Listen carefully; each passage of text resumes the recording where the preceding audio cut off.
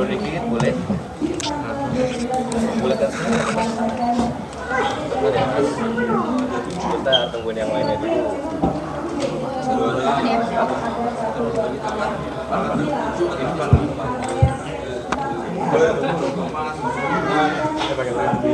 Ayo.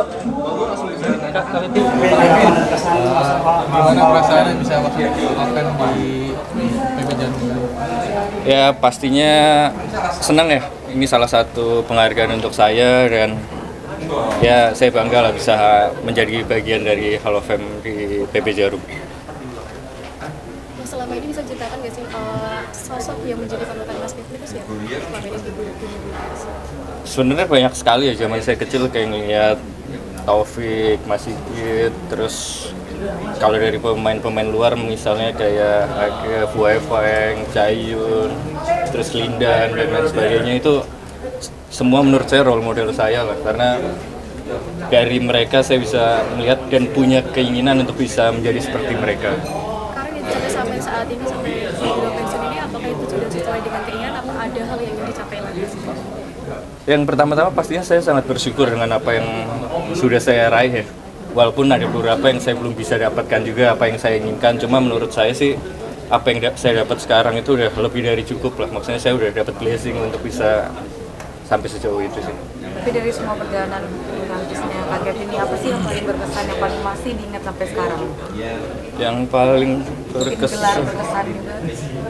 Kalau salah satu gelar yang berkesan pastinya All England 2017 sama Asian Games 2018 ya, itu salah satu yang berkesan buat saya. Cuma banyak lah dalam perjalanan karir saya kan, mulai dari saya kecil di PB Jarum dan lain sebagainya, sebenarnya kan banyak cerita lah itu untuk itu semua. Setelah udah aktif sebagai profesional di bulu tangkis, ke depannya Pak Kevin pengen apa sih untuk bulu tangkis Indonesia? Untuk bulu tangkis Indonesia ya pastinya apa yang bisa saya bantu, saya ingin bisa membantu ya untuk regenerasi dan lain sebagainya, karena saya merasa ya saya bisa besar dari sini dan saya kedepannya pengen bisa membantu lah, walaupun mungkin belum yang sesuai di expect orang atau apapun itu, tapi saya ingin bisa berkontribusi lah untuk bulu tangkis Indonesia. Ekspektasinya Pak Kevin di audisi PB Jarum tahun ini gimana? Ya semoga menimbulkan bibit-bibit yang baik ya untuk bisa menjadi juara-juara dunia ke depannya, untuk ya semoga ada juara memperbaiki Olimpiade ke depannya dan lain sebagainya. Pak Kevin, ke depannya ada nggak rencana bikin jadi pelatih atau bikin klub atau akademi gitu?